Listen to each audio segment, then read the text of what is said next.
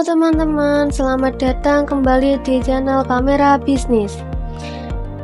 Kali ini kita akan membahas topik yang menarik dan penting buat kalian para peternak jangkrik, yaitu cara memberikan pakan yang efektif agar jangkrik cepat besar, bobotnya padat, cepat panen, dan pastinya hemat biaya. Jika kalian ingin tahu bagaimana caranya, tonton video ini sampai selesai ya.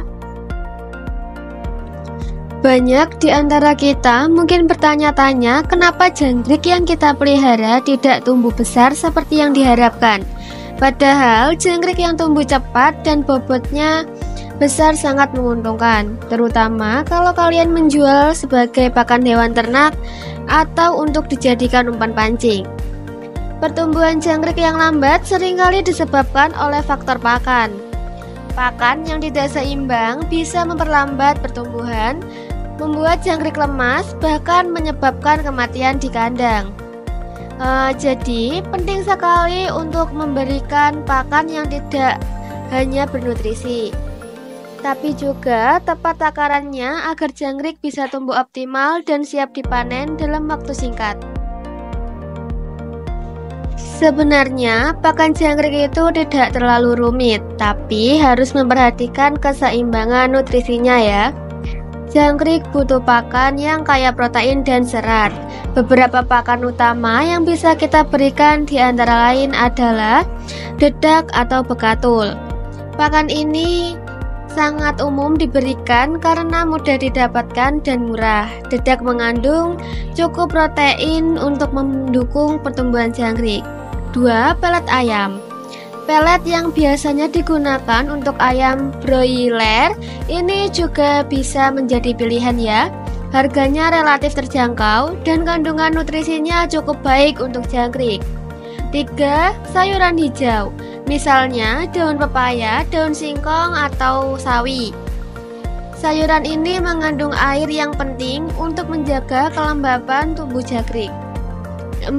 Buah-buahan. Pepaya dan pisang matang juga bisa diberikan untuk tambahan nutrisi dan menjaga asupan vitamin bagi jangkrik. Dengan pakan-pakan ini, jangkrik bisa mendapatkan nutrisi yang cukup untuk tumbuh dengan cepat. Lebih baik lagi jika kalian bisa memanfaatkan sisa-sisa makanan rumah tangga atau tanaman liar seperti daun-daun singkong yang tumbuh di sekitar. Jadi biaya pakan bisa lebih ditekan. Untuk memaksimalkan pertumbuhan, kalian juga bisa memberikan variasi pakan tambahan, misalnya jagung giling atau tepung ikan. Kandungan proteinnya sangat tinggi sehingga bisa membantu meningkatkan bobot jangkrik dengan lebih cepat. Pakan tambahan ini sebaiknya diberikan secara berkala ya.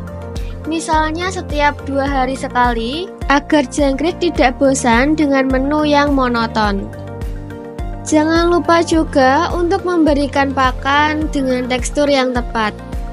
Pakan kering seperti dedak harus dicampur dengan sedikit air atau diberikan bersamaan dengan pakan basah seperti sayuran agar jangkrik lebih mudah memakannya. Ini penting juga supaya jangkrik tidak mengalami dehidrasi dan tetap mendapatkan asupan cairan yang cukup. Satu hal yang tak kalah penting adalah teknik pemberian pakan. Memberi pakan terlalu banyak sekaligus seringkali membuat sebagian besar pakan terbuang percuma. Idealnya kita memberikan pakan sedikit demi sedikit tapi sering. Misalnya, pagi hari kita berikan pakan hijau seperti daun singkong atau pepaya. Lalu malam harinya kita berikan pakan kering seperti dedak atau pelet ayam. Kenapa sih harus dilakukan seperti ini? Karena jangkrik aktif di malam hari. Jadi pemberian pakan yang tinggi protein seperti pelet lebih efektif saat malam. Sementara itu, sayuran segar di siang hari membantu menjaga kelembapan tubuh jangkrik. Dengan cara ini, kita tidak hanya menghemat pakan, tapi juga memastikan jangkrik selalu mendapatkan asupan yang tepat. Nah, sekarang kita masuk ke tips menghemat biaya pakan. Salah satu caranya adalah dengan memproduksi pakan sendiri. Misalnya, kalian bisa membuat pakan fermentasi dari bahan-bahan murah seperti sisa makanan, dedak, dan kulit buah. Proses fermentasi ini akan meningkatkan nilai gizi dari bahan-bahan tersebut, sehingga jangkrik akan tetap mendapatkan nutrisi yang optimal meskipun biaya pakan jauh lebih murah. Selain itu, penting juga untuk mencari sumber pakan alternatif. Misalnya, kalian bisa mengumpulkan daun pepaya atau daun singkong di sekitar rumah. Daun-daun ini biasanya tumbuh liar dan tidak memerlukan biaya sama sekali.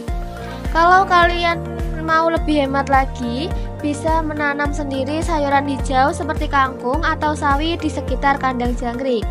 Dengan begitu, kalian tidak perlu membeli pakan hijau lagi. Kalian juga bisa membeli pakan dalam jumlah besar atau bekerja sama dengan peternak lain untuk membeli secara partai besar. Ini biasanya lebih murah dibandingkan membeli pakan dalam jumlah kecil atau eceran. Jangan lupa, pakan yang diberikan juga harus sesuai dengan kondisi kebersihan kandang. Kandang yang kotor dan lembab bisa menyebabkan pakan menjadi cepat busuk atau tidak termakan. Untuk itu, kita perlu menjaga kebersihan kandang dengan membersihkan sisa-sisa makanan yang tidak termakan setiap harinya. Sisa pakan yang menumpuk bisa menjadi sarang bakteri dan jamur yang berbahaya bagi jangkrik. Jadi, selalu pastikan kandang tetap kering dan bersih untuk menjaga kesehatan jangkrik serta memaksimalkan penggunaan pakan yang sudah diberikan. Jika kalian sudah menerapkan pola pakan dan perawatan yang baik, biasanya dalam 25-30 hari jangkrik sudah siap dipanen. Selama periode ini, kita bisa memantau pertumbuhan jangkrik secara berkala. Cara yang paling mudah adalah dengan menimbang beberapa jangkrik setiap minggu untuk melihat apakah beratnya bertambah dengan baik. Selain itu, perhatikan juga perilaku si jangkrik. Jika mereka tampak aktif dan nafsu makannya baik, itu pertanda bahwa mereka tumbuh sehat. Sebaliknya, jika banyak jangkrik yang mati atau tampak lemas, mungkin ada masalah dengan pakan atau kondisi kandangnya yang perlu segera diperbaiki. Nah, itu dia tips lengkap dari kami tentang bagaimana memberikan pakan yang tepat agar jangkrik cepat besar, bobotnya padat, cepat panen, dan tentunya hemat biaya.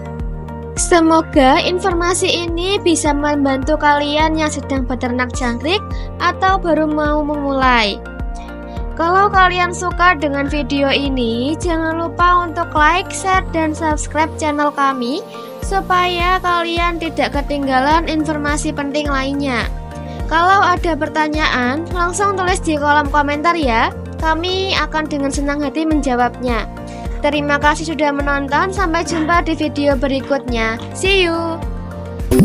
If the sun refused to shine, baby, would I still be alive?